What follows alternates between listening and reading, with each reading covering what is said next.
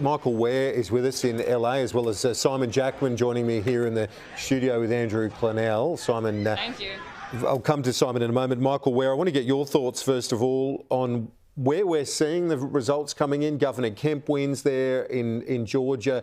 He was someone that Trump had opposed. So even though there are some good results for Donald Trump, there are some mixed ones as well. Yeah, look, I have to say, there's some cause for celebration amongst small C conservatives within the Republican Party to see Governor Kemp re-elected. I mean, he is by far one of the most sane Republicans that we saw whilst living here through the pandemic. So Governor Kemp has earned quite a reputation and respectability across the board. Now, Beto O'Rourke is certainly a national figure since he tried to run for president, but Governor Kemp represents a kind of the Republican Party that many people yearn for. Obviously, if come 2024, if there's going to be a spoiler in the ranks, it won't be Governor Kemp, it would be a Liz Cheney doing a Ralph Nader, running as a third party or as an independent, sucking votes away from the Republican candidate, especially if it's former President Trump. Now, let's just keep tonight in perspective. All right, this is going to hurt the Democrats one way or another, by a lot or a little, but bear this in mind. President Clinton in 1994 lost 54 seats in the midterms. And then President Obama, in his first midterm, lost 63.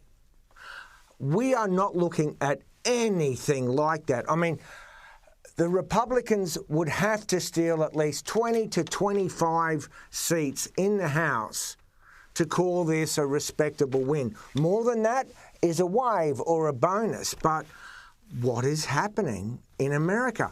Part of it is the candidates, I believe, that the Republicans have put up. I think there are hardcore, real conservatives in the GOP who want to vote Republican, but they don't want to vote for some of these candidates.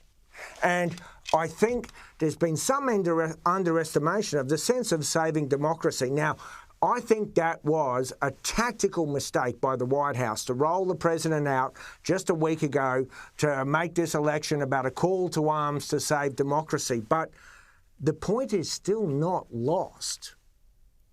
And so people are yearning for a stability and a return to normalcy, and that is within the Republican Party.